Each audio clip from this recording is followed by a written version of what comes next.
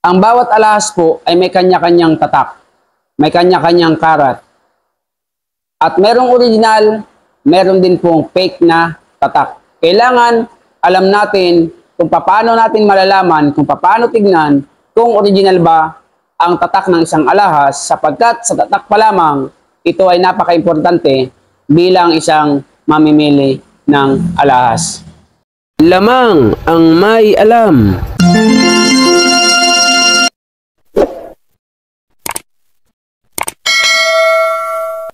Magandang panahon ulit sa inyo mga kaibigan dito po sa aking channel, More Than Treasures. Sa atin pong video ito ay pag-aaralan po natin ang iba't ibang klase ng tatak ng isang alahas na ginto or fake.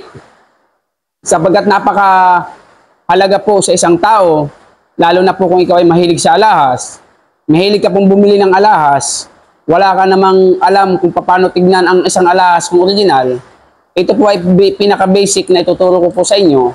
Sa pamamagitan lamang po ng mga tatak, ay malalaman mo po kung original or fake ang isang alahas. Or kung hindi ka man biyasa, ay mayroon ka pong idea upang hindi ka basta-basta magkamali o mapeke sa pagbili mo po ng alahas. Bago po natin ituro, talakayin ang iba't ibang tatak ng alahas, ay tuturo ko muna ang iba't ibang karat ng alahas. Unang-una po, ang 24K, siya po ay mayroong tatak na 999.9. Apat na 9. 999.9. Pag ganyan po ang nakita nyo, ibig sabihin po niyan ay 24K. Ang kasunod po ng 24K ay 916. 916. Ibig sabihin po niyan, iyan ay 22K. Kasunod po ng 22K, 916 ay ang 875. Pag sinabi pong 875, iyan po ay 21K. Kasunod po ng 21K ay ang 18K. At ang tatak po niyan ay 750. Ano po? Ang kasunod po ng 750 ay ang 585. 14K. Pag sinabing 585, ang kahulugan po niyan ay 14K. Kasunod po ng 14K ay ang 10K, 375. Meron din pong 12K, meron din pong mga 6K, ngunit hindi na po natin yung sasama dahil kalimitan po yan ay gawa na po ng mga platero, wala po talagang tatak yan. So, paano ba malalaman kung ang tatak ng isang alahas na binibili mo? Halimbawa, pumunta ka po sa pawn shop, pumunta ka sa jewelry shop, bibili ka lang po ng alahas. Halimbawa ay 24K ang gusto mo. Ang pinakang titignan nyo po ay yung kanyang pinakalak. Yung ganito. Yan. Ang nakalagay po dyan ay 750. Ibig sabihin, iyan po ay 18K. Ngayon, kung gusto mo naman ay 24K, kailangan ang nakatatak dyan sa ganyang tatak ay 4 na 9. 999.9. At pakatitignan nyo po yung tatak niya. Tignan nyo po itong tatak na to. Ganyan po ang tatak ng original na ginto. Dahil po sa experience ko po sa pamimili sa loob po ng 14 na taon, wala po akong nahawakan, nakita, nabili na ganyan po ang tatak. Tapos po ay fake naman. Pag ganyan po ang tatak, tignan niyo po. Automatic po yan. Basta ganyan-ganyan ha. Tignan niyo po ng mabuti. Basta ganyan na ganyan. Halimbawa, bibili ka po ng alahas. Napanood niyo itong video ko. Paghahalin tuladin niyo po yung tatak. Kapag ganyan, tignan niyo po, may diamond. May drawing na diamond, di po ba? Tapos sa gitna, nakaukit yung 750. Pag ganyan po ang tatak ng isang alahas, iyan po ay original.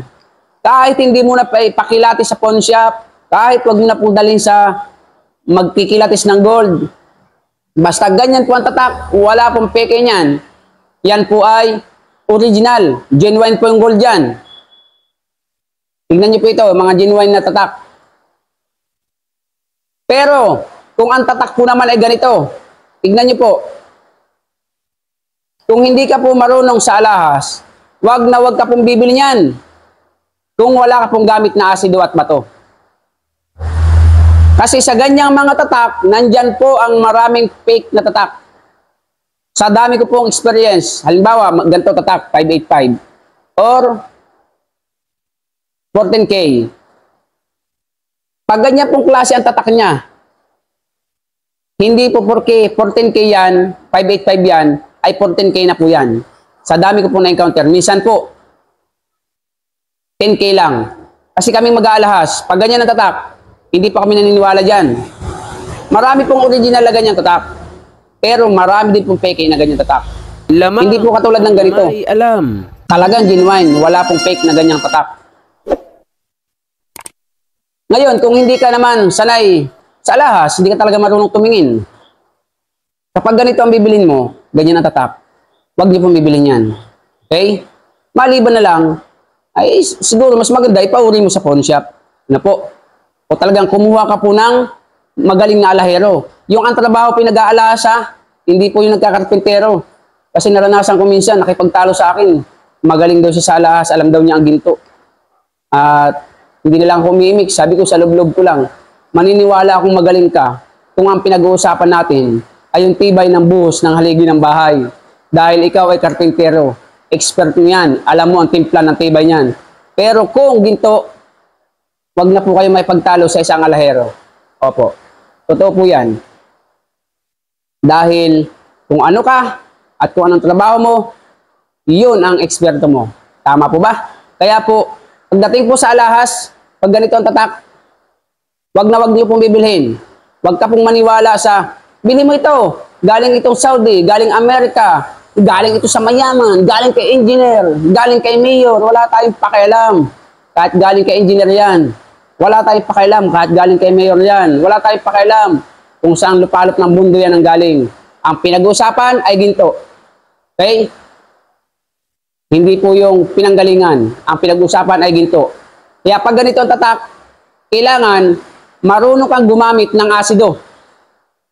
Kahit po peke ang tatak, pag marunong ka pong gumamit ng asido at bato, panoorin niyo po yung aking mga video na paano malalaman ang kilatis o paano malaman kung ang isang alahas ay ginto sa pamamagitan po ng asido at bato.